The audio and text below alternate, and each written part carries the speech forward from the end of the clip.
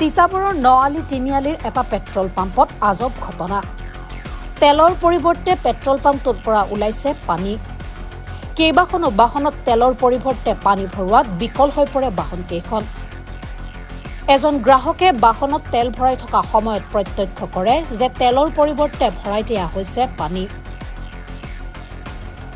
ইয়াকে লৈ পেট্ৰল পাম্পটোত সৃষ্টি হয় উত্তপ্ত পৰিস্থিতি। পেট্ৰল পাম্পটোৰ স্বত্বাধিকাৰী ৰাজেন দত্তৰ বিৰুদ্ধে ক্ষোভ ৰাইজৰ। পূৰ্বেও পেট্ৰল পাম্পটোত এনেধৰণৰ ঘটনা সংঘটিত হোৱাৰ অভিযোগ গ্ৰাহকৰ। আজি ৰাতিপুৱা আমি যোৰহাট নৰালি তিতাবৰ তিনিআলি সন্মুখত যিটো পেট্ৰল ডিপু আছে তাত আমি তেল ভৰাবলৈ আহিছিলোঁ ৰাতিপুৱা। আৰু আহি পানি দেখিছোঁ যে বহুত মানুহ ৰৈ আছে আৰু সকলোৱে মানে তেল ভৰাবলৈ ময়ো তেল ভৰাব বিচাৰিছিলোঁ। তেনেকুৱাতে সকলোৱে ক'লে যে এনেকৈ তেলত পানী ওলাইছে আৰু আমিও তেতিয়া লগালগ হয় দেখিছোঁ বহুত গাড়ী গৈ গৈছে, 100 মিটাৰ গৈছে, 200 মিটাৰ গৈছে, ঘূৰি আহিবলগীয়া হৈছে। গাড়ী ৰৈ গৈছে, কোনোবাই কমপ্লেইন কৰি আহিছে, কোনোবাই পানী বটল লৈ আহিছে। ইয়াত যেতিয়া আমি ফেক্টটো চেক কৰিবলৈ দেখিছোঁ বটলত গোটেই পানী ওলাইছে, আধাতকৈ বেছি পানী ওলাইছে। ইতিমধ্যে দেখিছোঁ আমি কালি পৰহি পেট্ৰল ডিজেলৰ দাম বৃদ্ধি হৈছে, কিন্তু এনেস্থলত যদি ৰাইজক এনেদৰে মাৰ দিবলৈ হয় অন্ততঃ ডিপুৰ কৰ্মচাৰীখিনি ৰাতিপুৱা অন্ততঃ চেক কৰিব লাগে। আৰু চেক নকৰাকৈ তেওঁলোকে তেল দিয়াৰ কাৰণে আজি বহুত লোকৰ হাৰাশাস্তি হৈছে।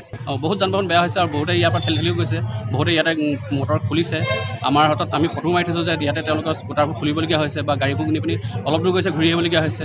আৰু অথনিৰ পৰা বহুত মানুহ ইয়াত সমাগম হয়। আমি উচিত তদন্ত হোৱাটো বিচাৰোঁ, কাৰণ এনেকুৱা ধৰণৰ যদি হয় সদায় এনেকুৱা হৈ থাকিবলৈ হ'লে আৰু আগতো ইয়াত হৈছে বুলি আমি কোৱা শুনিছোঁ। আজি আমি সদায় ইয়াতে তেল ভৰাওঁ প্ৰায়, আৰু এইটো হোৱাৰ কাৰণে আমি অন্ততঃ ভয় খাইছোঁ, কাৰণ আমাৰ যান বাহনক আমি কৰ্মস্থলীলৈ লৈ যাওঁ। যদি বাটতে আমাৰ এনেকুৱা অসুবিধাৰ সন্মুখীন হ'বলগীয়া হয় তেতিয়া আমাৰ সদায় দিগদাৰ হ'ব।